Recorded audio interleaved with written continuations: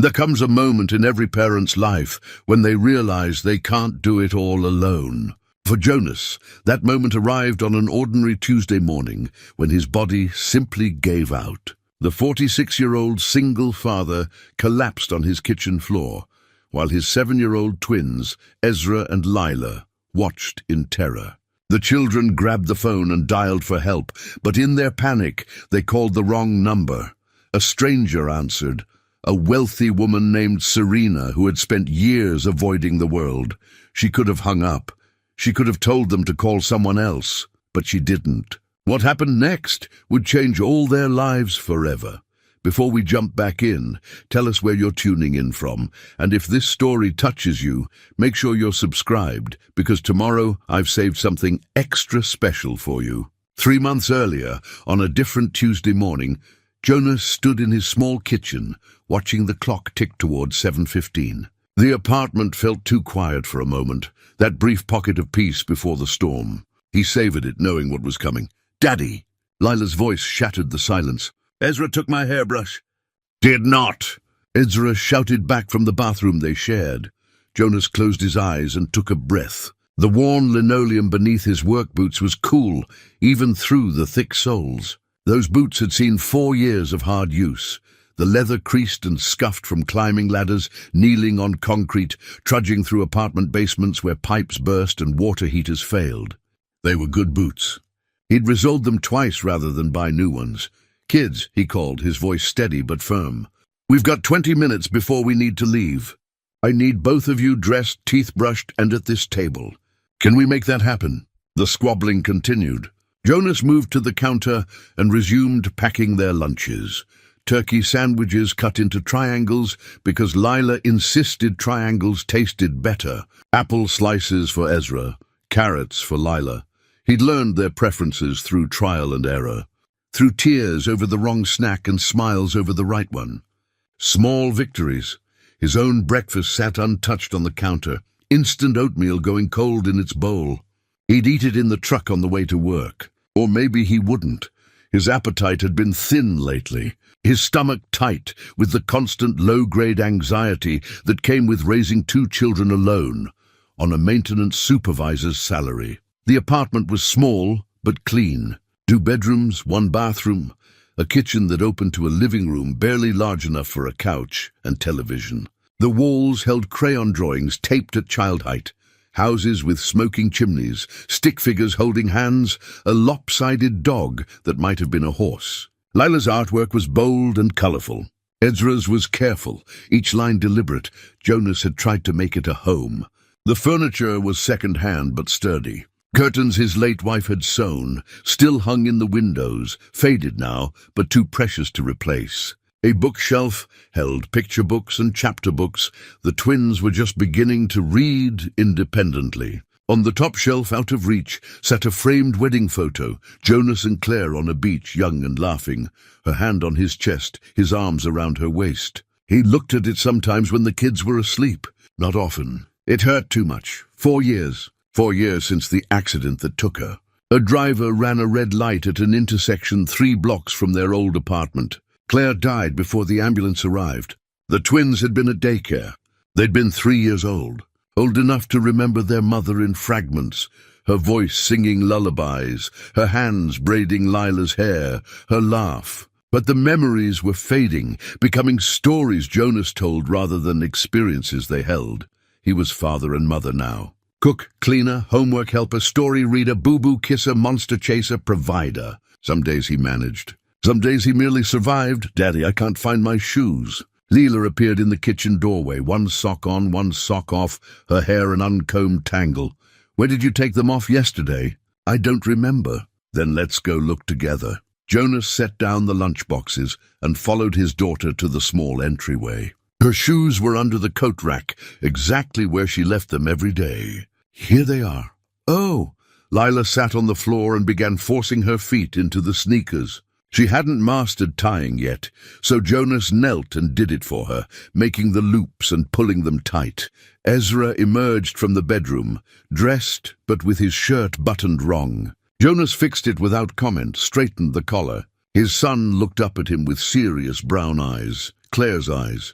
Dad, can you help me with my math homework tonight? I don't understand the carrying part. Of course, buddy. We'll work on it after dinner. They gathered at the small kitchen table. Jonas poured cereal, added milk, set out spoons.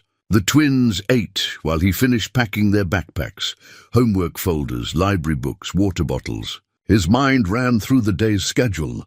Drop kids at school by 8. Get to Riverside Apartments by 8:30.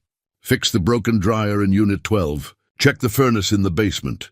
Mrs. Chen in 4B had complained about cold radiators. Meet with Mr. Carver at 11 to discuss the budget for next quarter's maintenance supplies. Somehow find time for lunch. Pick up kids at 3 from the after-school program Mrs. Yoon ran in her apartment. Home by 3:30. Homework, dinner, baths, bedtime stories, collapse, repeat. His phone buzzed. A text from Philip, his co-worker. Boiler acting up again in Building C. Might need your help this afternoon. Jonas texted back, I'll be there. Another item on the list. Another problem to solve. He was good at solving problems, had to be. No one else was going to do it. Dad, you're not eating, Ezra observed. Jonas looked at his oatmeal, now thoroughly congealed. I'll eat it in the truck. That's what you said yesterday, Lila added. Mrs. Yoon says you're getting too skinny. Mrs. Yoon was their neighbor in 3D, an elderly Korean woman who'd lived in the building for 30 years. She watched the twins after school when Jonas couldn't afford proper daycare, charging him almost nothing and waving away his attempts to pay more. She made them snacks and helped with homework, and sometimes sent them home with containers of kimchi and rice. Jonas didn't know what he'd do without her. Mrs. Yoon worries too much, Jonas said, though he knew she was right. His pants were looser. His face looked gaunt in the mirror. Sleep was scarce, and when he did sleep it was restless, broken by worry. They left the apartment at 7:40. Jonas locked the door, tested it twice, habit, and herded the twins down the stairs. The building was old, the paint peeling in the stairwell, but it was affordable. Barely. The rent had gone up twice in the past 3 years. Jonas paid it on time every month, even when it meant choosing between groceries and new shoes for the kids. The drive to school took 12 minutes. Jonas pulled into the drop-off line and watched the twins climb out. Lila waved enthusiastically. Ezra turned back and said, Remember math homework tonight. I remember. Have a good day. He watched them walk through the school doors, backpacks too big for their small frames, and felt the familiar ache in his chest. They were growing up. Every day a little taller, a little more independent. Claire was missing it all. The drive to Riverside Apartments took another 15 minutes. Jonas parked in the maintenance lot and grabbed his toolbox from the truck bed. The morning was cool, the sky overcast. His head ached, a dull throb behind his eyes that had been there for days. Probably needed to drink more water. Probably needed a lot of things. Mr. Carver was waiting in the office, a stocky man in his 50s, with a permanently irritated expression. Jonas, good. Unit 12's dryer has been out since Friday. Mrs. Patterson's been calling every day. I'll handle it. And the furnace? After the dryer. I need you reliable, Jonas. Can't have you calling in sick or showing up late. Jonas bristled. When have I ever called in sick? Just saying. You've got kids. Kids get sick. I need to know you're committed. I'm committed. The words came out sharper than intended. Jonas softened his tone. I'll take care of everything on the list. Mr. Carver nodded and walked away. Jonas stood in the office for a moment, jaw tight, committed, as if he had any choice. As if he didn't push through exhaustion and headaches and worry every single day to keep this job, to keep the paycheck coming, to keep his children fed and housed and safe. He grabbed his tools and headed to Unit 12. Mrs. Patterson answered the door in her bathrobe, looking annoyed. Jonas apologized, explained it would take about an hour, and got to work. The dryer's belt was worn through. He replaced it, tested the machine, cleaned the lint trap for good measure. By noon, he'd fixed the dryer, adjusted the furnace, replaced a leaking faucet in Unit 7, and reset a tripped breaker in the laundry room. His head still ached. He skipped lunch. There wasn't time, and besides, he wasn't hungry. The afternoon blurred. More repairs, more tenant complaints, more problems solved. By the time Jonas left to pick up the twins, his hands were dirty and his body was tired. but he smiled when he saw them. They ran to him, chattering about their day, and for a moment everything else fell away. That evening, after homework and dinner and baths, Jonas tucked them into their beds. Lila hugged him tight. Ezra asked him to read 2 chapters instead of 1. Jonas read 3, his voice hoarse, until both children were asleep. He stood in their doorway watching them breathe, these 2 small people who depended on him for everything. The weight of it pressed on his shoulders, familiar and heavy. He could do this. He had to do this. Jonas walked to his own room and sat on the edge of his bed. The boots came off first, dropped on the floor with heavy thuds. Then the work clothes, stiff with dried sweat. He lay back and stared at the ceiling, too tired to shower, too wired to sleep.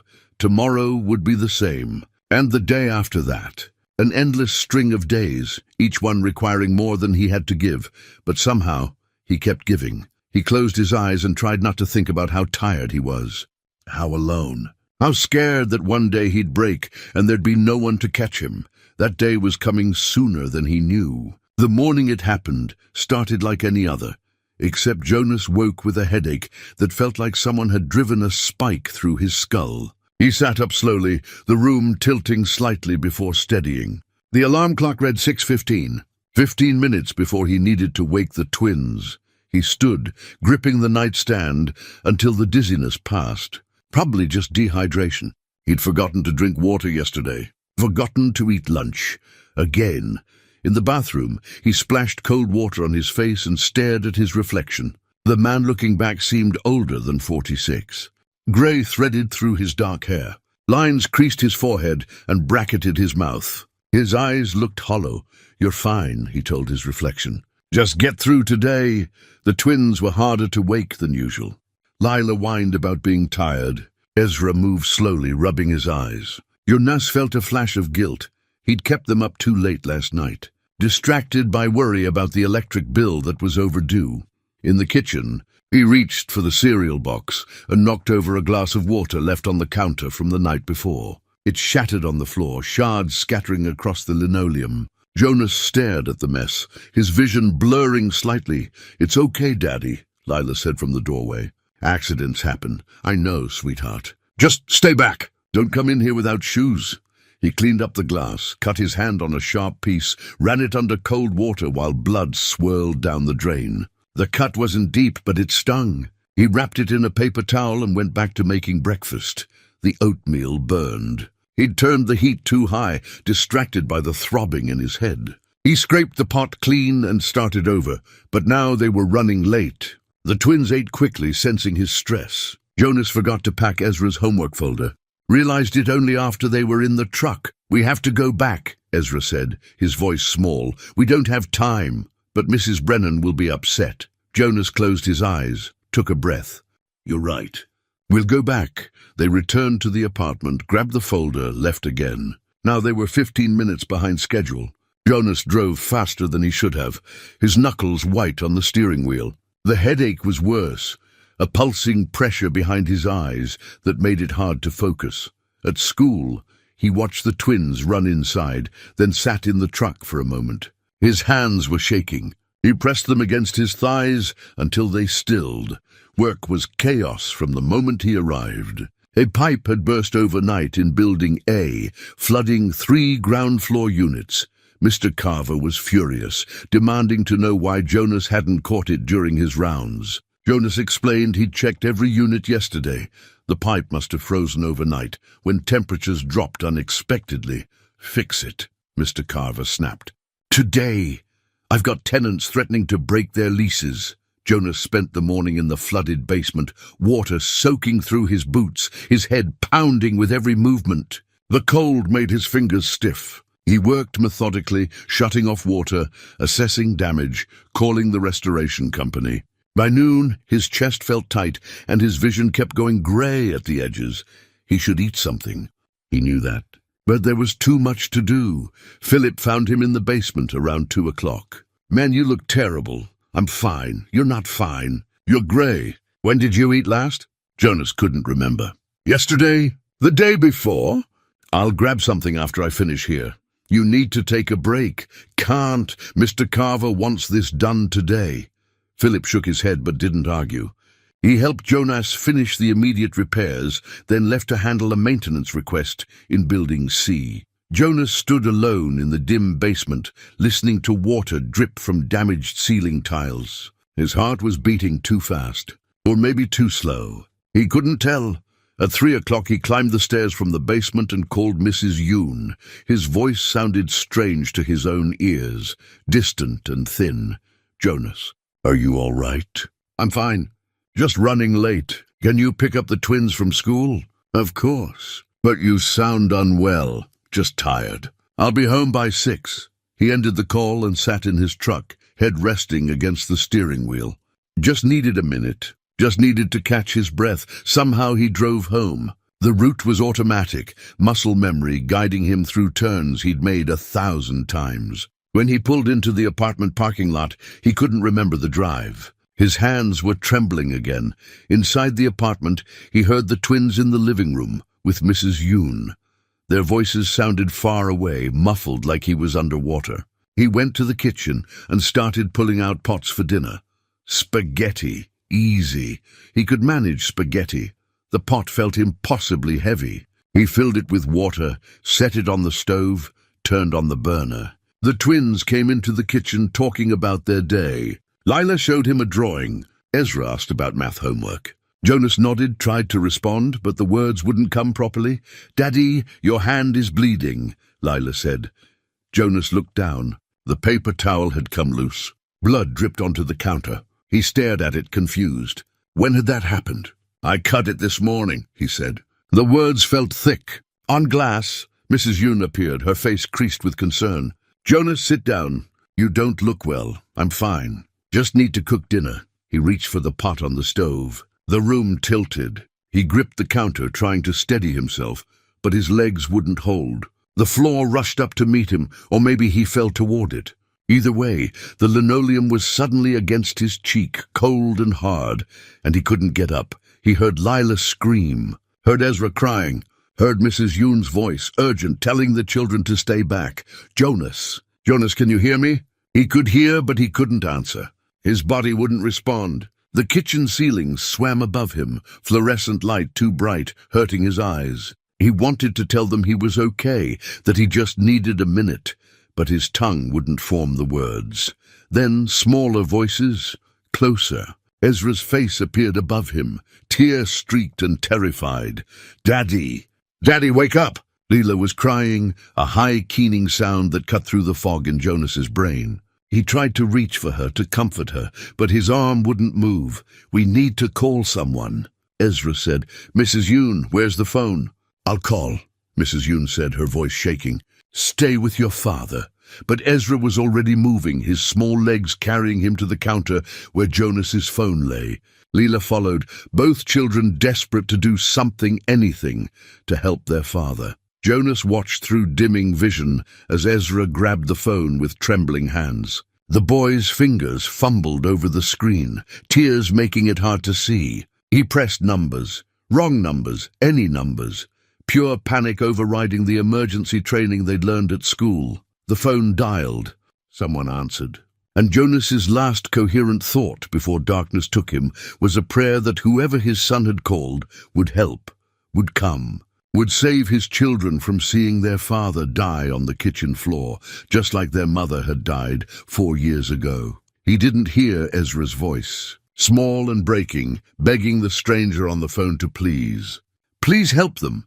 He didn't hear Lila sobbing their address in fragments. He didn't hear the woman's voice on the other end, calm and certain, telling 2 terrified children that she was coming, that everything would be all right, that they were brave and strong and she would be there soon. Jonas heard nothing but the sound of his own heart, struggling to keep beating, and then even that faded away. Serena had been sitting in her living room when the phone rang, staring at a book she wasn't reading.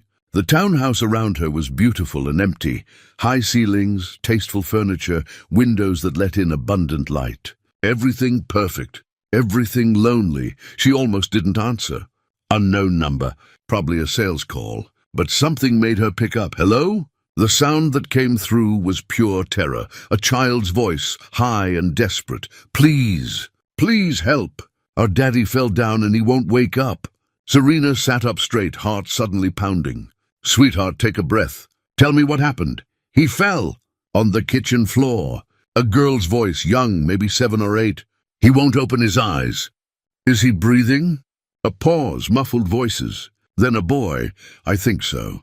His chest is moving, but he won't wake up." "Okay, good, that's good. What's your address?" The children gave it in fragments, talking over each other, crying. Serena grabbed a pen and wrote it down. She knew that neighborhood about 20 minutes away. Working class. "Modest apartments. I need you to listen carefully," Serena said, already moving toward her door, grabbing her keys. "Is there anyone else there with you?" "An adult. Mrs. Yoon. She lives next door. But she's old and she's scared too." "That's all right. I want you to stay on the phone with me. Can you do that?" "Yes," the boy said. "What's your name?" "Ezra. My sister is Lila." "Ezra and Lila. I'm Serena. I'm coming to help your daddy, okay?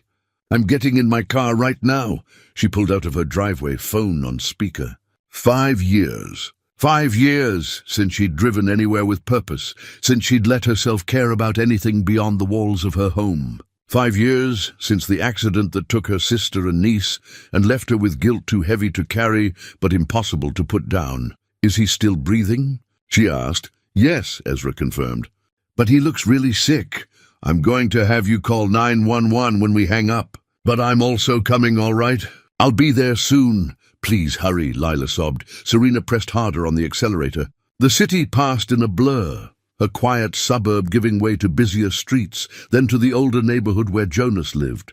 She'd made money in tech consulting, enough to retire at 43, enough to hide from the world, enough to try to forget, but you couldn't forget. Loss didn't fade. It just carved out a space inside you and lived there, permanent and aching. She found the apartment building, 3 stories, brick, showing its age, pulled into the parking lot and ran for the entrance. The children had given her the apartment number. 3rd floor. She took the stairs 2 at a time, her breath coming hard. When had she last run? When had she last moved this fast, cared this much? The apartment door was open. An elderly woman stood in the doorway, face pale with worry. The children must have told her someone was coming. "Are you the one they called?" The woman asked. "Yes, I'm Serena." "Where is he?" "Kitchen." "The ambulance is coming." Serena pushed past her into a small living room filled with children's toys and drawings. The kitchen opened off to the left. She saw him immediately. A man in work clothes, lying on his back on the floor, eyes closed. 2 children knelt beside him, holding his hands. She dropped to her knees beside them, checking for a pulse. Strong, breathing steady. His color was poor, lips slightly blue. She touched his forehead, cool and clammy. "How long has he been unconscious?" "Maybe 5 minutes," the elderly woman said. "Maybe longer." "I don't know." Serena looked at the children, a boy and girl, identical features, twins. Their faces were tear-streaked and terrified. She made her voice calm, steady. "You did exactly right by calling for help. Your daddy is breathing well." "That's very good. Is he going to die?" Lila whispered. The question pierced Serena's chest. She thought of another little girl, 5 years ago, asking if her mommy was going to be okay. Serena had said yes. She'd been wrong. "I don't think so," she said carefully. "But the ambulance will be here soon and they'll take good care of him." Sirens wailed outside. Moments later, paramedics filled the small kitchen, efficient, professional, moving Serena and the children back. They asked questions. The elderly woman answered what she could. Jonas's boss's number was in his phone. Someone called. The paramedics worked quickly, checked vitals, started an IV, loaded Jonas onto a stretcher. Serena watched the children cling to each other, small and frightened. "Can we go with him?" Ezra asked a paramedic. "No room in the ambulance, buddy. But someone will bring you to the hospital." The children looked at Mrs. Yoon, who wrung her hands. "I don't drive anymore. My eyes are too bad." Serena heard herself speak before she'd made a conscious decision. "I'll take them." Everyone looked at her, stranger in expensive clothes standing in this modest kitchen. "You don't have to," Mrs. Yoon said. "I want to." Serena looked at the twins. "Is that okay with you?" "I'll drive you to see your daddy." They nodded, desperate for any connection to their father.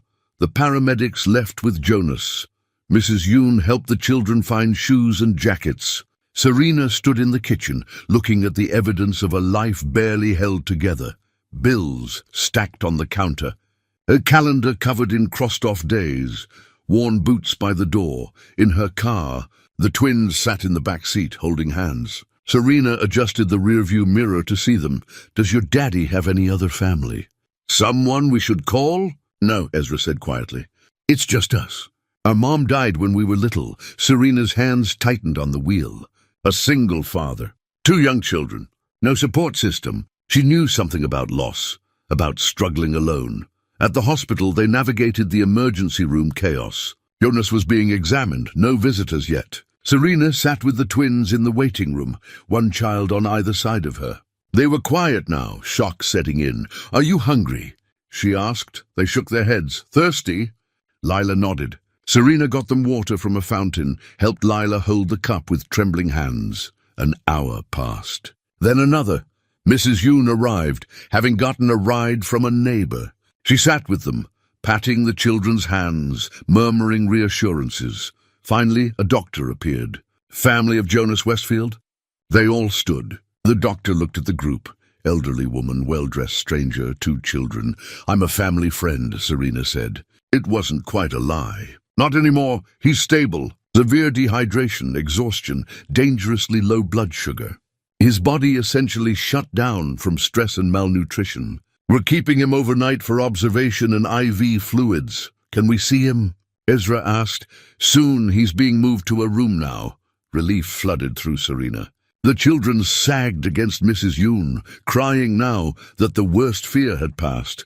When they were finally allowed in, Jonas was awake, but groggy. His eyes widened when he saw Serena. "Who are you?" "I'm the person your children called. My name is Serena. They called you?" His voice was hoarse. "I don't understand." "Wrong number," Ezra said, climbing carefully onto the bed beside his father. "We didn't mean to, but she came anyway." Jonas looked at Serena, really looked at her. She saw the questions in his eyes, the confusion, the embarrassment. A proud man, she thought. Someone not used to accepting help. "Thank you," he said finally. "I'm sorry they bothered you." "They didn't bother me." Serena pulled a chair closer. "The doctor says you need to rest. Really rest. Do you have anyone who can help with the children?" "Mrs. Yoon watches them after school. I mean more than that. Someone to cook meals, manage the house while you recover." Jonas's jaw tightened. "We'll manage." "Mr. Westfield." "Jonas! Jonas, you collapsed on your kitchen floor." "Your children were terrified. This isn't something you can just push through. I appreciate your concern, but we'll be fine." Serena recognized that tone. She'd used it herself for 5 years, polite dismissal, walls going up. She glanced at the twins, both watching their father with worried eyes. She pulled a business card from her purse, old habit, even though she didn't work anymore, and wrote her cell number on the back, in case you need anything. Jonas took it reluctantly. "Thank you for everything, but really we'll be okay." Serena nodded and stood. She said goodbye to the children, received tearful hugs that surprised her. At the door, she looked back once. Jonas was already closing his eyes, exhausted. The twins curled on either side of his bed, small guards protecting their father. Driving home, Serena's hands shook. The adrenaline was fading, leaving her hollow and strange. She hadn't felt this much in years, hadn't let herself care.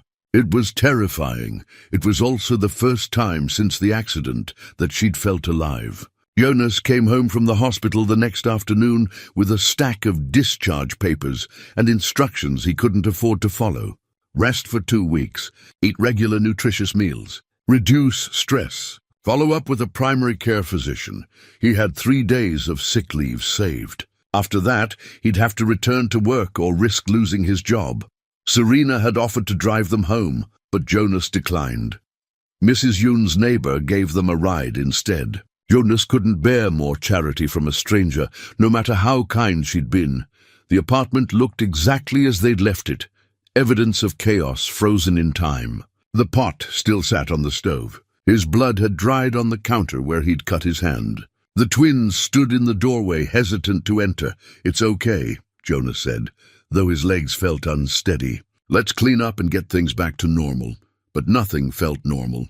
His body was weak, hands trembling as he washed the pot. Lila and Ezra watched him constantly, afraid he'd fall again. When he reached up to put dishes away, Ezra rushed over. "Let me do it, Dad. You should sit down." Jonas wanted to protest, but the room was tilting. He sat.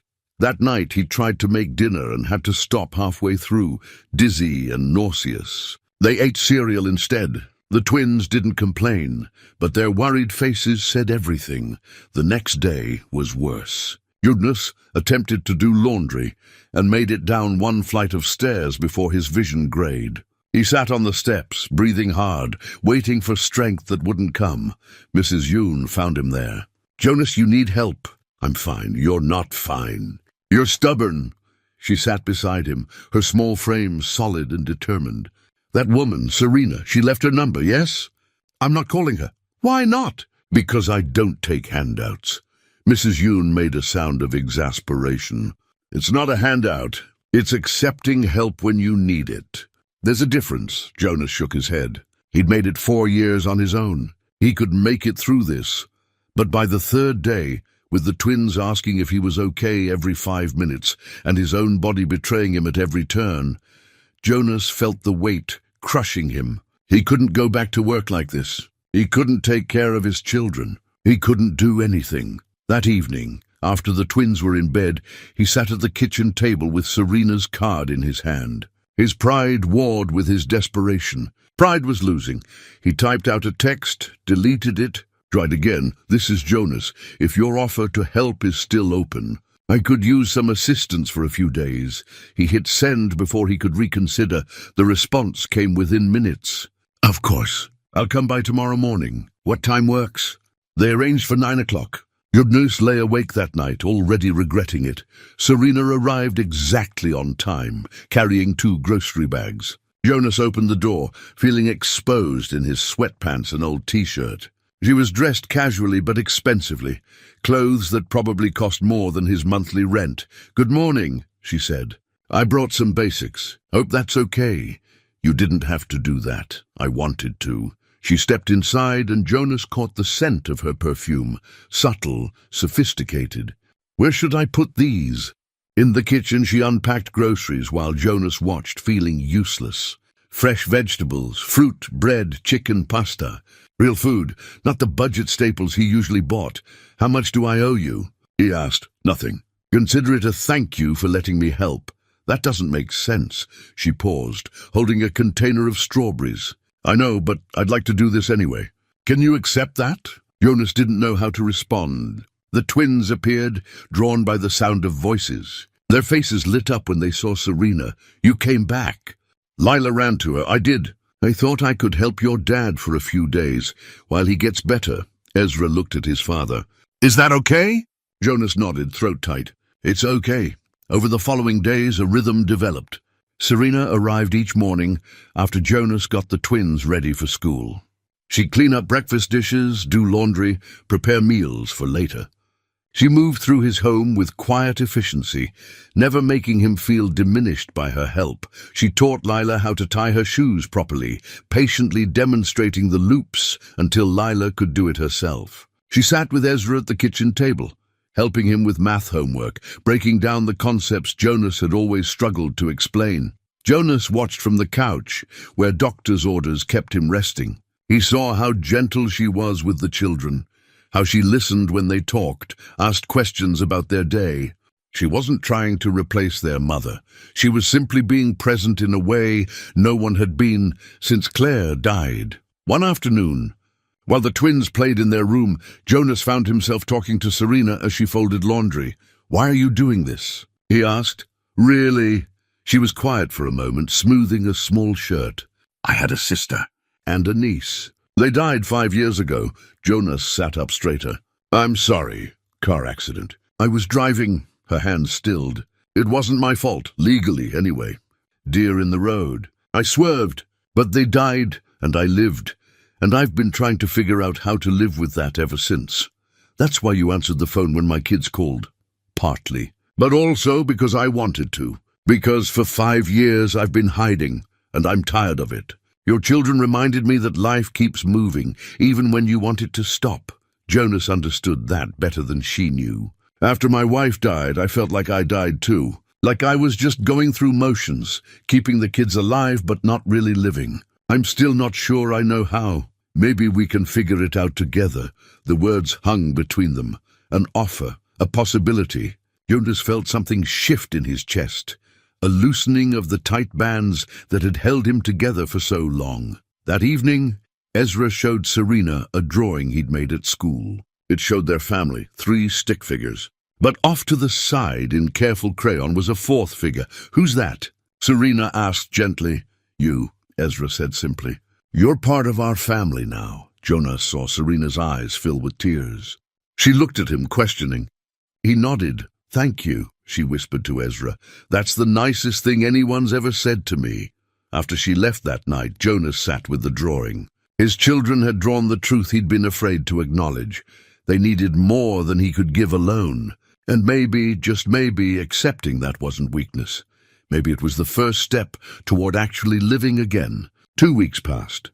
Jonas returned to work part-time, still rebuilding his strength. Serena continued coming by daily, and the arrangement that had started as emergency assistance became something else.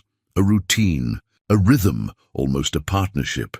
She'd be there when Jonas left for work in the morning, helping the twins get ready for school. She'd pick them up in the afternoon, supervise homework, start dinner.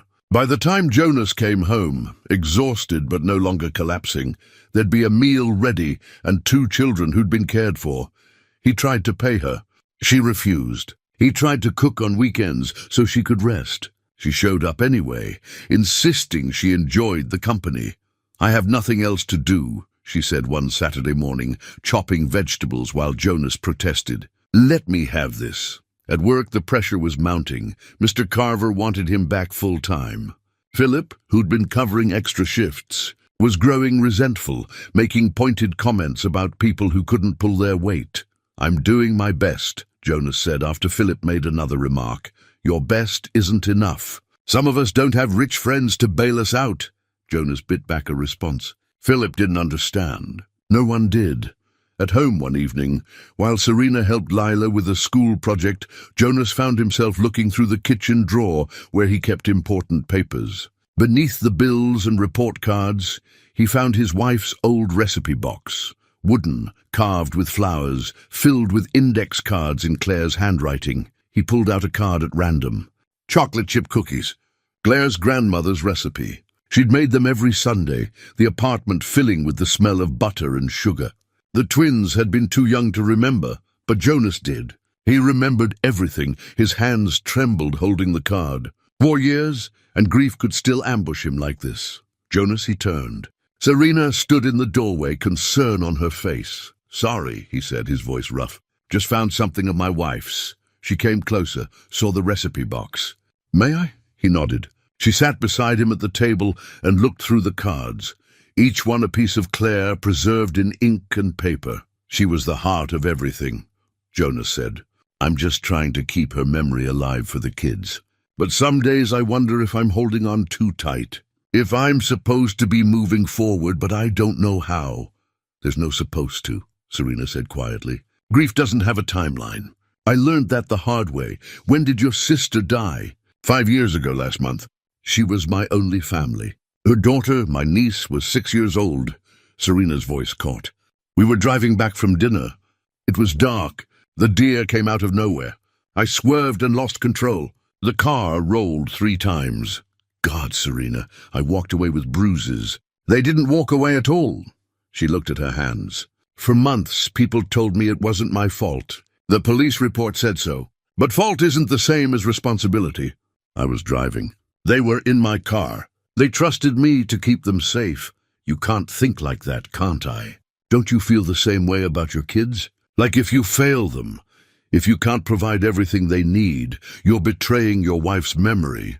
Jonas felt something crack open in his chest. "Yes, exactly that. We're both prisoners," Serena said.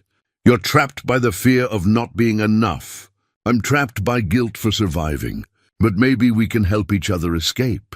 Before Jonas could respond, Lila burst into the kitchen. "Serena, come see what we made!" The moment broke. Serena smiled and let Lila pull her away. Jonas sat alone with the recipe box, thinking about what she'd said. Prisoners, both of them. Later that week, the twins' school held a family day. Parents were invited to attend afternoon activities, games, presentations, refreshments. Jonas had cleared it with Mr. Carver, taking the afternoon off. "Can Serena come?" Lila asked at breakfast. Jonas hesitated. A family day. Was that appropriate? What would other parents think? "She's not family," he said carefully. "She feels like family," Ezra said. Jonas looked at Serena, who'd been quietly making sandwiches. She met his eyes, leaving the decision to him. "If she wants to come, she can," Jonas said finally. At school, they joined other families on the playground. Jonas felt self-conscious, a single father with a woman who wasn't his wife, wasn't even related. People glanced at them, curious. One mother approached, someone Jonas vaguely recognized from drop-off. "I don't think we've met." "I'm Diane. Is this your friend?" Serena supplied smoothly. "I'm Serena, just here to support the family." "Oh, how nice." Diane's smile was tight. "It's just been so soon since Jonas's wife. But I suppose everyone moves on in their own time." She walked away. Jonas felt heat rise in his face. Serena touched his arm lightly. "Ignore her. Everyone's staring. Let them. We know what this is. That's what matters." But Jonas couldn't shake the discomfort. He thought of Claire, of what people would say. Was he dishonoring her memory by letting Serena into their lives? By accepting help that looked like something else? The twins were happy, though. They played games, won prizes, showed off their work. Serena cheered for them as loudly as any parent. When Lila won a ribbon for her drawing, she ran to Serena first, who hugged her and spun her around. Watching them, Jonas felt a painful mixture of gratitude and guilt. His children were healing. Maybe he was too. But at what cost? That night, after dropping off Serena, Jonas lay awake thinking about judgment and moving forward and the weight of other people's expectations. He'd been trying so hard to be everything his children needed while preserving Claire's memory. But maybe he'd been trying to preserve something that was already gone, a version of himself that died with his wife. Maybe it was time to stop surviving and start living. But he didn't know if he was brave enough to try. The letter arrived on a Tuesday morning, slipped under the door while Jonas was getting the twins ready for school. He nearly stepped on it, a white envelope with the property management company's logo in the corner. His stomach dropped before he even opened it. "Notice of rent increase," the header read. Starting next month, rent would go up by $200. Market rates, standard procedure. Sorry for any inconvenience. $200. Jonas did the math in his head, standing in his kitchen while the twins ate breakfast. With his reduced hours, he was barely making current rent. The hospital bills were coming in now. Even with insurance, he owed over $1,000. The car needed new tires. Ezra needed glasses. The school nurse had sent a note home. $200 might as well have been $2,000. He folded the letter and slipped it into his pocket before the twins could ask questions.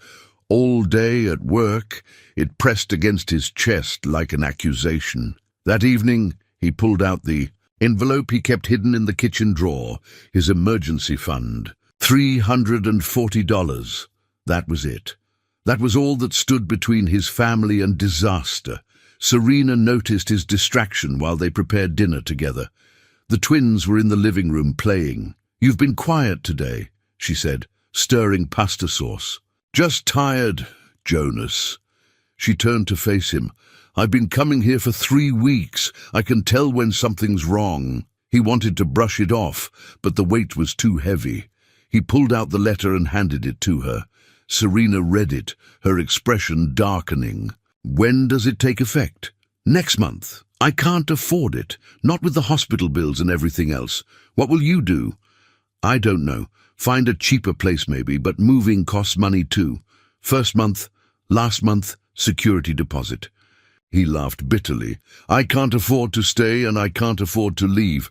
Let me help." "No, Jonas, I said no." His voice came out sharper than intended. "I appreciate everything you've done, but I can't take money from you." "Why not? I have more than I could ever use." Why does it matter where the money comes from? Because it matters to me. He was raising his voice now, frustration boiling over. Because I'm supposed to take care of my family, not have some stranger rescue us like we're charity cases. Serena flinched. Is that what you think I am? A stranger after everything? Jonas closed his eyes. That's not what I meant. Then what did you mean? Because from where I'm standing, I've been here every day for weeks. I've helped your children, cooked in your kitchen, folded your laundry. At what point do I stop being a stranger? You don't understand. Then explain it to me. I can't build a life that depends on your money. What happens when you get tired of playing house with us? When you remember you have your own life to get back to? My kids are already attached to you. If you leave... His voice cracked. I can't let them lose someone else they love. The words hung between them, too honest, too raw. Serena's face softened. Is that what you think? That I'm going to leave? Everyone leaves. My parents couldn't handle helping after Claire died. My brother moved across the country. Even Mrs. Yoon won't be able to watch the kids forever. She's 78. People leave, Serena. That's what they do. I'm not everyone. How do I know that? She stepped closer. You don't. That's what trust is. It's choosing to believe in someone even when you're scared. And yes, I could leave. I could wake up tomorrow and decide this is too hard. But I won't. Because those kids in there, she gestured toward the living room, they make me want to get up in the morning. They make me remember what it feels like to matter to someone. You think I'm doing you a favor? Jonas, you saved me, not the other way around. Jonas wanted to believe her. God, he wanted to, but fear had lived in him for so long it felt like bone. I need to figure this out on my own, he said quietly. Serena nodded slowly, hurt in her eyes. Okay, but I'm not offering charity. I'm offering partnership. There's a difference. She finished making dinner in silence. They ate with the twins, everyone feeling the tension. After Serena left, Jonas sat at the table with his head in his hands. Dad?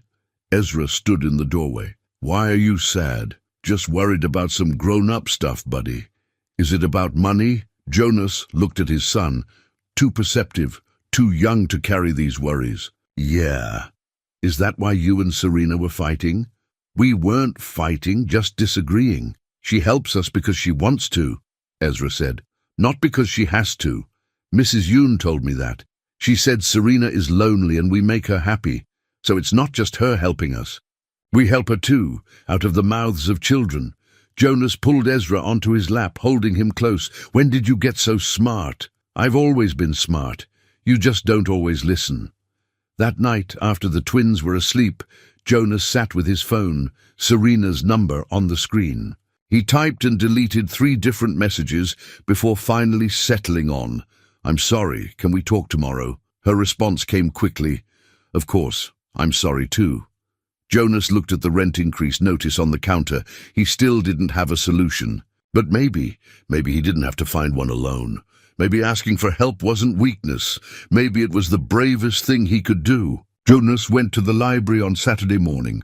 His internet had been shut off 2 days ago, another bill he couldn't pay. He needed to research job openings, update his resume, find something that paid better than his current position. The library was quiet, smelling of old books and floor polish. Jonas sat at a computer terminal and opened a browser. Serena had mentioned she had business connections, people who might be hiring. She'd given him a company name, Riverside Tech Solutions. He typed it into the search bar and started reading. But his eye caught something else, a news article in the sidebar. The headline made his breath stop. Tech mogul withdraws from public life after family tragedy. The photo showed a younger Serena at some corporate event, smiling but not quite reaching her eyes. Jonas clicked on the article, his heart beating faster. 5 years ago, a car accident. Serena had been driving her sister and 6-year-old niece home from dinner.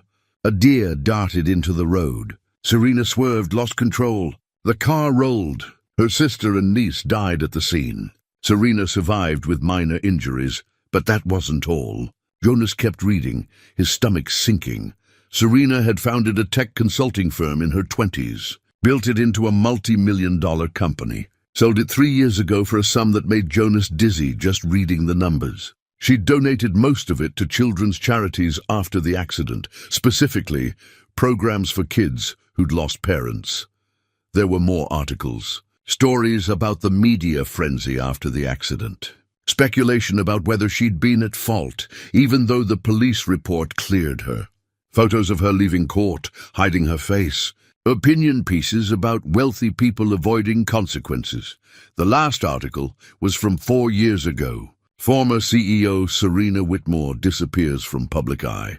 It detailed how she'd sold her company, donated her fortune, and vanished. No public appearances, no social media, no interviews. Whitmore, her last name was Whitmore. Jonas had never asked. He sat back, processing. The woman who'd been coming to his apartment every day, cooking meals in his modest kitchen, helping his children with homework, she was worth millions, had been famous in the tech world, had suffered a tragedy that made his own look small by comparison, and she'd never said a word. Jonas printed the articles, 20 cents per page he couldn't really afford, and drove home. His mind spun. Why hadn't she told him? What else hadn't she said? That afternoon, Serena arrived as usual. The twins ran to greet her. Jonas watched from the kitchen, seeing her differently now. The expensive clothes made sense. The ease with which she'd bought groceries, never asking about price. The way she moved through the world, like someone used to having resources. After the twins were in bed, Jonas asked her to stay. They sat on the couch, and he pulled out the printed articles. I was at the library today, he said, looking up job information. I found these. Serena's face went pale as she looked at the papers. Her hands trembled slightly. I was going to tell you, she said quietly. When? I don't know. It never seemed like the right time. And honestly, I liked that you didn't know, that you saw me as just me, not the person from those articles. Serena, you're a millionaire. Was. I gave most of it away. Most still leaves a lot. Jonas stood, pacing. You've been coming here to this apartment acting like we're equals when you could buy this entire building without thinking twice. We are equals. How? How are we equals when you have everything and I have nothing? Because money doesn't change grief. Her voice rose. It doesn't bring back the people we loved. It doesn't make the guilt go away. I had everything, Jonas. Success, wealth, family. And I lost what mattered in one night. All the money in the world couldn't save them. Couldn't save me from the media tearing me apart. Couldn't make me feel human again. She was crying now, tears streaming down her face. Jonas felt his anger deflate. Why didn't you just hang up? He asked. When my kids called, you could have directed them to 911 and moved on with your life. Because I couldn't. Serena wiped her eyes. Because for 5 years I've been hiding, barely existing. And then I heard these children begging for help and something woke up inside me. I had to come. I had to help. And when I got here and saw you, this man trying so hard to hold everything together for his kids, I saw myself. Someone drowning but too proud to ask for help. So this is what? Therapy for you? No, it's life, real life. For the first time in 5 years, I feel like I'm actually living instead of just waiting to die. Your children, they remind me of my niece. Every time Lila laughs or Ezra shows me something he's learned, I feel her with me. Like maybe she'd want me to keep going, to find joy again. Jonas sat back down, the fight gone out of him. I don't know what to do with this information. Neither do I. But does it change anything? Really? I'm still the same person who answered the phone. Who came to your apartment? Who cares about your family? It changes that I've been treating you like you're doing us some huge favor when you could probably solve all my problems with a phone call. I don't want to solve them with money. I want to be part of your life, part of your family. Money doesn't make that happen. Being there does. Showing up, caring. Jonas looked at the articles again. Photos of a polished businesswoman. Photos of a grief-stricken survivor. Photos of someone disappearing from the world.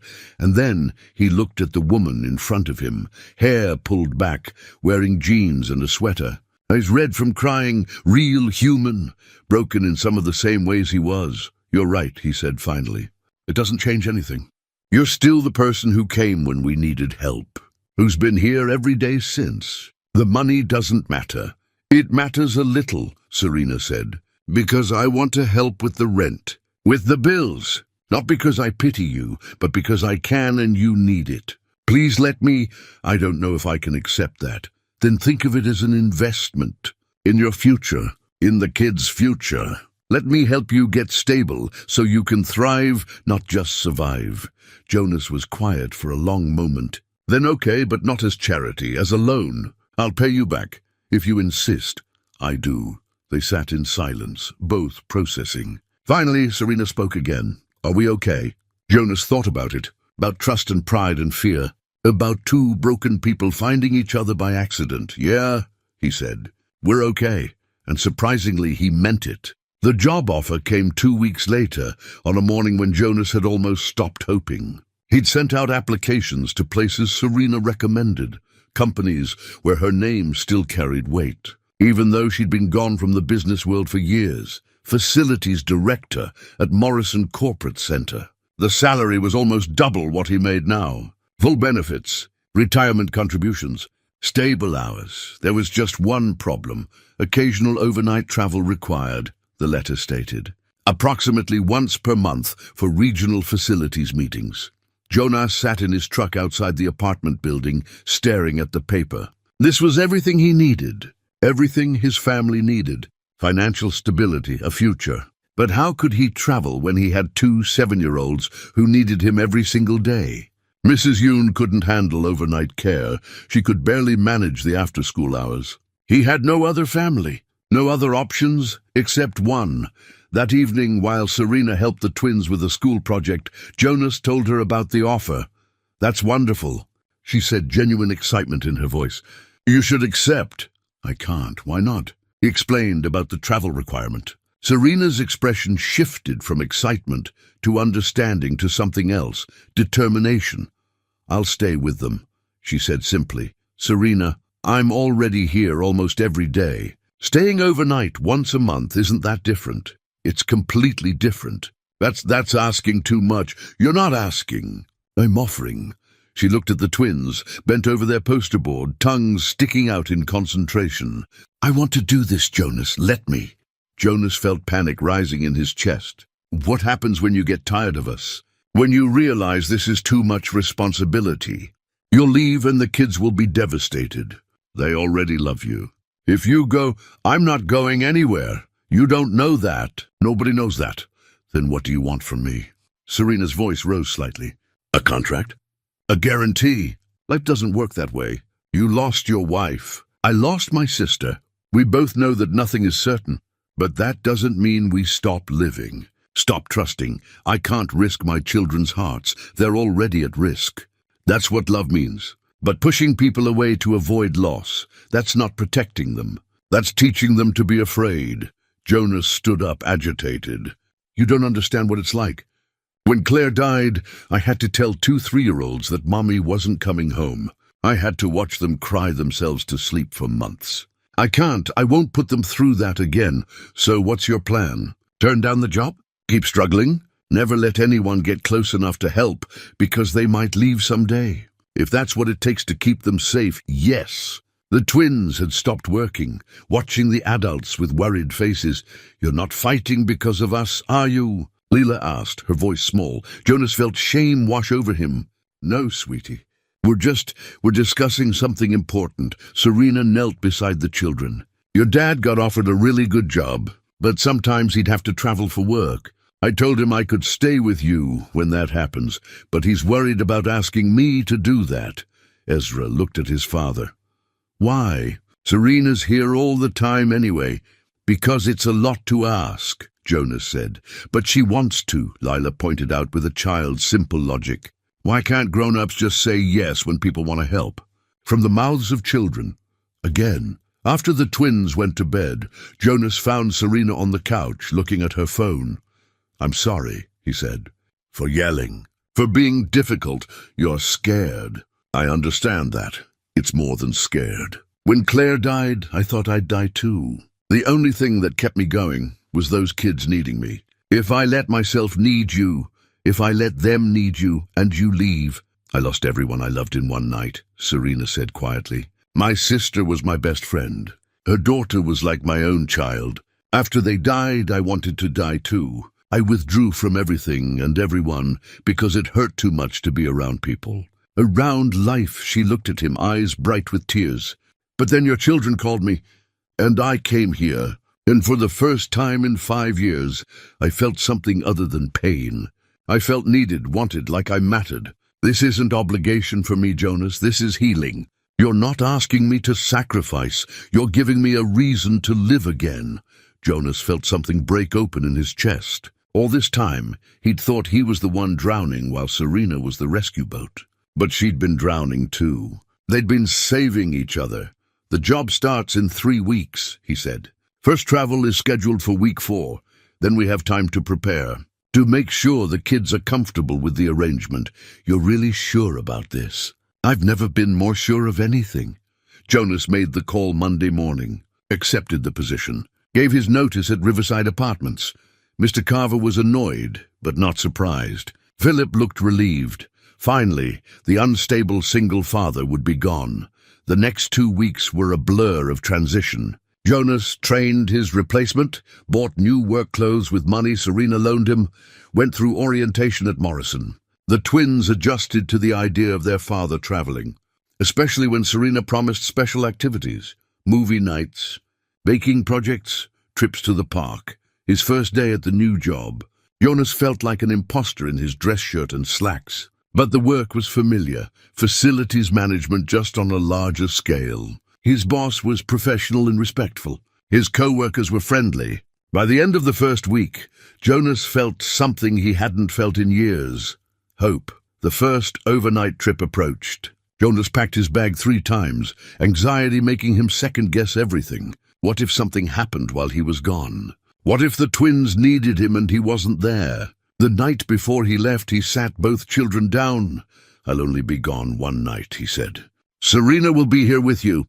She'll take you to school, pick you up, make dinner, do everything just like always. We know, Dad, Ezra said patiently. We'll be fine, but if you need anything, we'll call you, Lila finished. You already told us, like 100 times. Serena smiled from the doorway. They're more ready than you are. She was right. The kids were fine. It was Jonas who lay awake that night, staring at the ceiling, fighting the urge to cancel the trip. But morning came, and he packed his bag, and he kissed his children goodbye. Serena walked him to the door. We'll be okay, she promised. Trust me. I'm trying. I know. Jonas drove away, checking his rearview mirror 3 times, fighting every instinct that screamed at him to turn around. But he kept driving, kept moving forward, kept choosing to trust. 6 weeks into the new job, Jonas's life had transformed in ways he'd never imagined possible. The paychecks were steady and substantial. He'd paid off the hospital bills, caught up on rent, no longer worrying about eviction notices. Even started a small savings account. More than the money, though, was the sense of stability. For the first time since Claire died, Jonas wasn't operating in survival mode. He could breathe. His second overnight trip approached, a 2-day conference in a city 3 hours away. The first trip had gone smoothly, but Jonas still felt nervous leaving. You worry too much, Serena told him the night before he left. They were cleaning up after dinner while the twins did homework. Last time went perfectly, I know. But still, they're my kids too, you know. She said it casually, but the words hung in the air between them. I mean, not legally, obviously, but I love them like they're mine. Jonas stopped wiping the counter. They love you too. You know that, right? I hope so. I know so. He paused, choosing his words carefully. And I'm grateful for everything you've done, everything you are to us. Serena smiled, but there was something tentative in her expression, something unspoken. The next morning, Jonas left early. The twins were still asleep when he kissed their foreheads goodbye. Serena walked him to the door, wearing pajama pants and one of his old sweatshirts she'd borrowed weeks ago and never returned. Drive safe, she said. I will. Call me if anything. Jonas, go. We'll be fine. He went. The conference was informative but dull. Sessions on facilities management best practices, networking lunches, evening receptions. Jonas called the twins twice each day, video chatting so he could see their faces. They seemed happy, showing him drawings, telling him about school. Serena appeared in the background, smiling, waving. On the second evening, after the kids were asleep, Jonas called Serena directly. "How's it really going?" he asked. "Really? It's going great. Ezra got an A on his spelling test. Lila mastered her cartwheel. You'll have to see it when you get home. We made cookies this afternoon. Your kitchen is still a disaster, but we had fun," Jonas laughed. "I don't care about the kitchen, I know. That's one of the things I love about you." The words slipped out naturally, but both of them heard it. Silence stretched. "Serena, sorry, I didn't mean to make things weird." "You didn't, it's just—" Jonas didn't know how to finish that sentence. "It's okay. We don't have to talk about it. Get some rest. Drive safe tomorrow." She ended the call and Jonas sat on the hotel bed, staring at his phone. Love.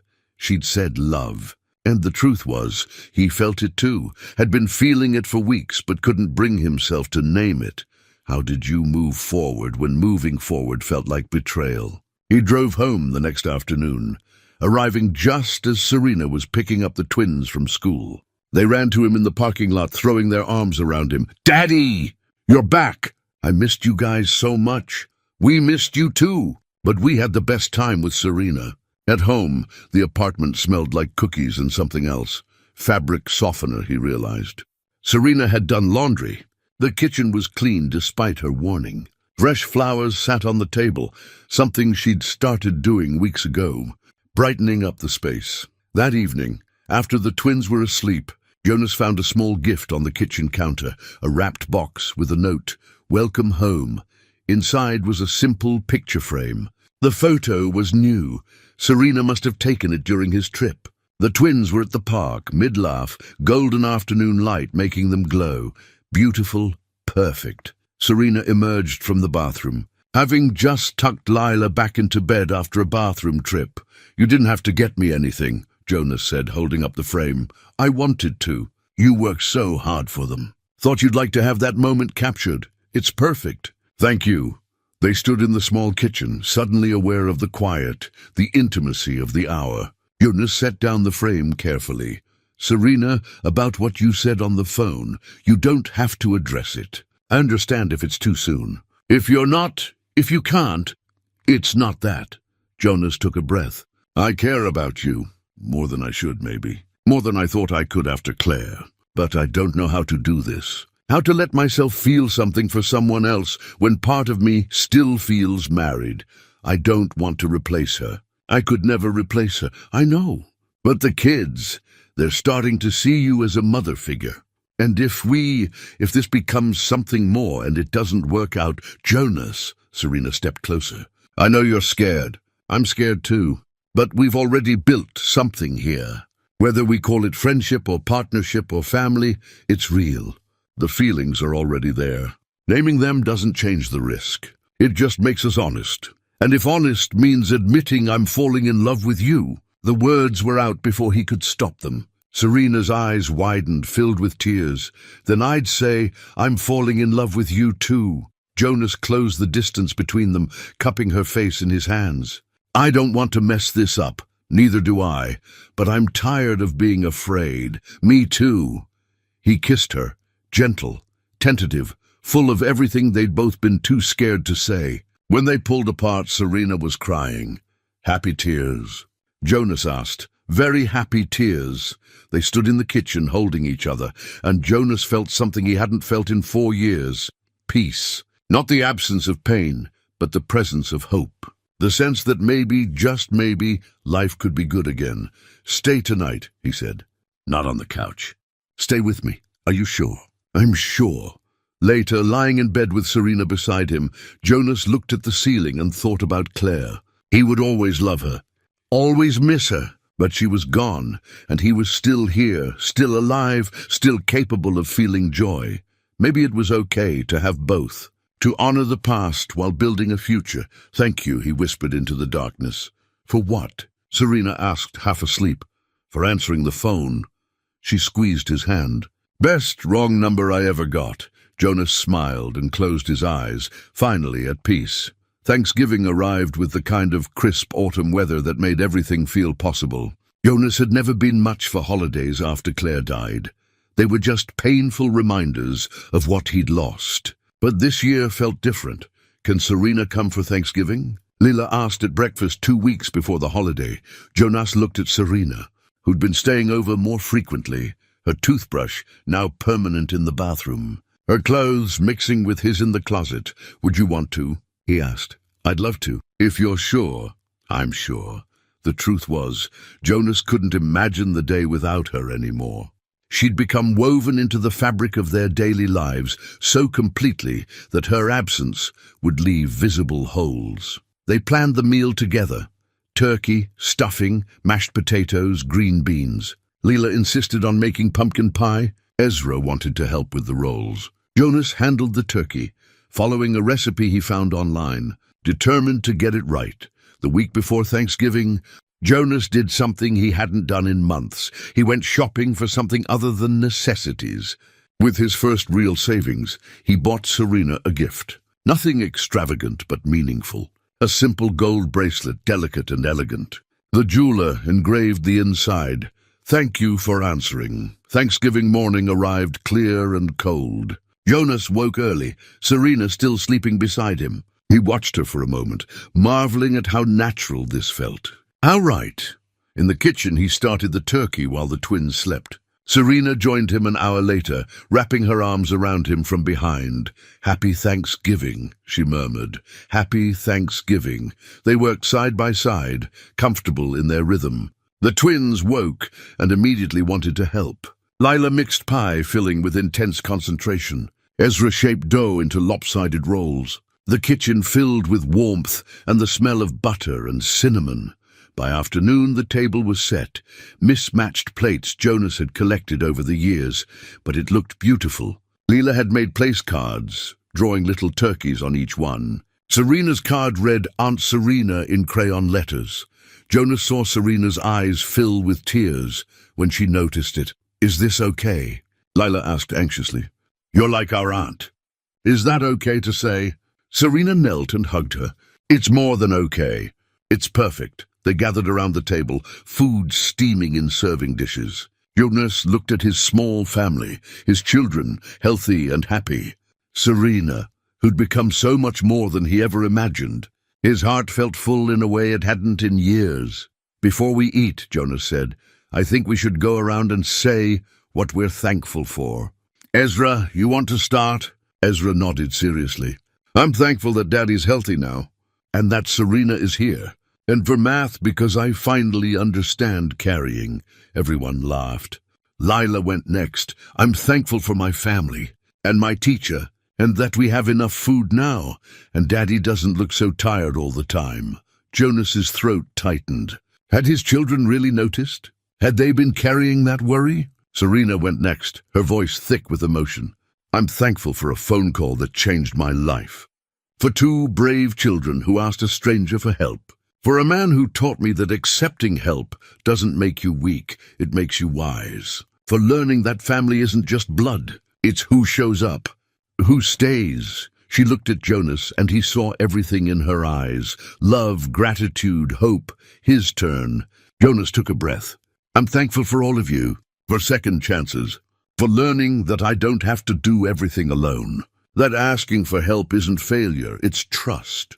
And I'm thankful that my children had the courage to make a phone call when I couldn't help myself. You saved me, you know that. All of you. After dinner, while the twins played with the small toys Jonas had bought them, he pulled out the wrapped box. I got you something, he told Serena. Jonas, you didn't have to. I wanted to. She opened it carefully, gasping when she saw the bracelet. Her hands shook as she lifted it, reading the inscription. Thank you for answering. She read aloud, tears streaming down her face. Jonas, I know it's not much, but I wanted you to have something that showed how much you mean to us. To me, Serena slipped the bracelet onto her wrist. I love it. I'll never take it off. Never, never. The twins came over to see, admiring the way it caught the light. Lila touched it gently. It's so pretty. Like Serena, that evening after the twins were tucked into bed, full of pie and contentment, Jonas and Serena sat on the couch, her head on his shoulder, her wrist resting on his chest, where he could see the bracelet gleaming. "Best Thanksgiving I've had in years," she said. "Me too. Jonas?" "Yeah? What are we doing here?" "I mean long term. Have you thought about it?" He had, constantly. "I've thought about asking you to move in, officially, not just staying over sometimes, but really living here." "With us?" Serena sat up, looking at him. "Are you asking?" "Not yet. I want to do it right. Talk to the kids first. Make sure everyone's ready, but soon. If you'd want that, I'd want that." She touched his face. "I'd want that more than anything. There's something else I've been thinking about." "What?" Jonas hesitated, then decided to be honest. "Eventually, not now, but eventually I'd like to marry you. Build a real family. Legal and permanent. Is that something you'd ever want?" Serena's smile was radiant. "Yes, someday when we're both ready." No rush, she agreed. "But Jonas, I'm already committed. Ring or no ring, papers or no papers, I'm here. I'm yours. Yours and theirs, I know. I feel the same way." They sat in comfortable silence, the apartment warm around them. Evidence of the day scattered everywhere, dishes still to wash, leftover pie on the counter, the twins' drawings taped to the refrigerator. This was happiness, Jonas realized. Not the absence of problems, but the presence of people who faced them together. Not perfect circumstances, but perfect love in imperfect situations. He'd lost everything once. Thought he'd never recover. But life had given him a second chance, delivered through a wrong number and a stranger's kindness. Sometimes the best things in life came from unexpected places. Sometimes wrong turns led exactly where you needed to go.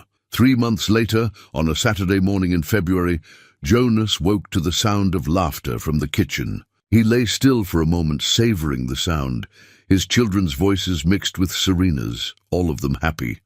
Life had settled into something beautiful and ordinary.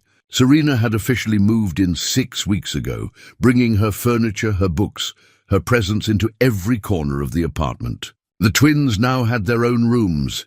They'd moved to a larger place, one Jonas could actually afford with his new salary. Serena had insisted on splitting the rent, and after much discussion, Jonas had agreed. "Partners," she'd said. "Equals." He got up and padded to the kitchen. The scene that greeted him was chaos in the best way. Flour dusted across the counter, Lila covered in batter, Ezra carefully measuring ingredients while Serena supervised. They were making pancakes. "Morning, Dad." Ezra called out, "We're making breakfast." "I can see that." Jonas kissed the top of each twin's head, then pulled Serena close for a quick kiss. "Morning. Morning. Coffee's ready." He poured himself a cup and leaned against the counter, watching his family work. His family. That's what they were now, not by blood or marriage yet, but by choice. By showing up every day. By love. "Dad, Mrs. Yoon is coming over this afternoon," Lila announced. "We invited her for lunch. That's nice. She'll enjoy that."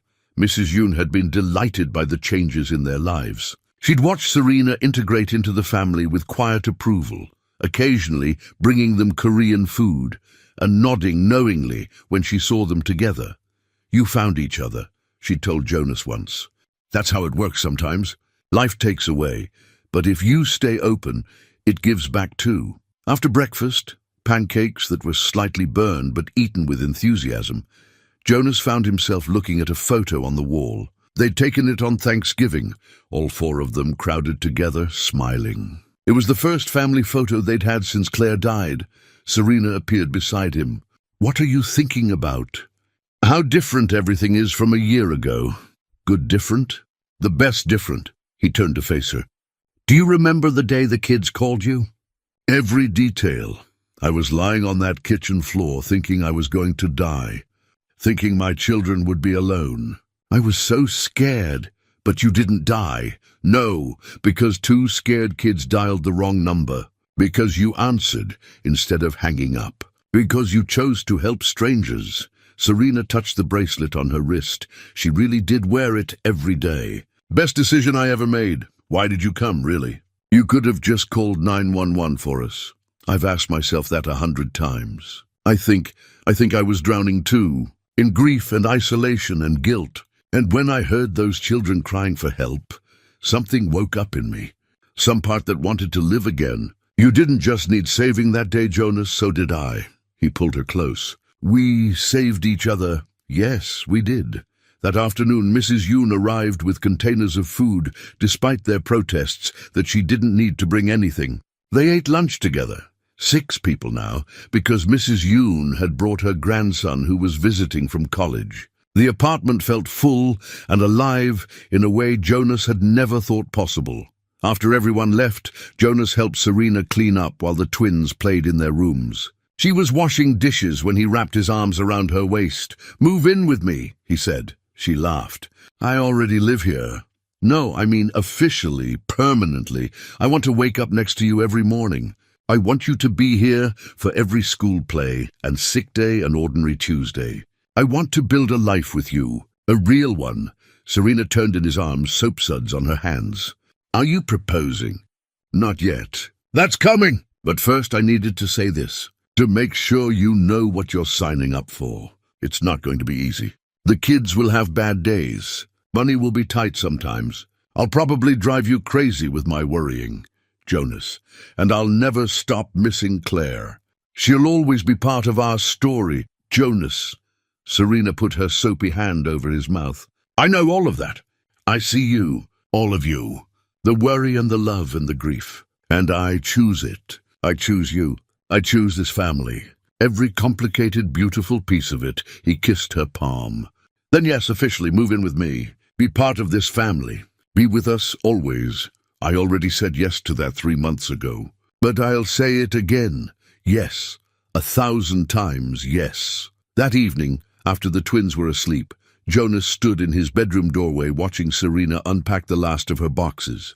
Their bedroom, their home, their life. He thought about the man he'd been a year ago, exhausted, alone, drowning in responsibility and grief. That man would never have believed this was possible, would never have imagined that a moment of collapse could lead to this kind of rising. But life worked in mysterious ways. Sometimes you had to fall before you could be lifted up.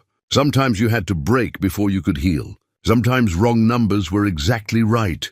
"Come to bed," Serena called softly. Jonas turned off the light and joined her, pulling her close. Through the wall he could hear the twins breathing in their sleep, safe, loved, surrounded by family. "Thank you," he whispered into the darkness. "For what?" "For answering the phone, for coming to help, for staying, for loving us." Serena kissed him gently. "Thank you for letting me, for giving me a reason to live again, for showing me that broken people can build beautiful things together." Jonas held her close and closed his eyes, grateful beyond words. He'd lost so much, but he'd found so much too. And maybe that was the lesson, that life was both loss and discovery, grief and joy, endings and beginnings. Sometimes wrong numbers connected you to exactly the right person. Sometimes strangers became family. Sometimes falling apart was the first step to becoming whole. And sometimes, when you thought you'd lost everything, life gave you a second chance at happiness. All you had to do was be brave enough to answer when it called.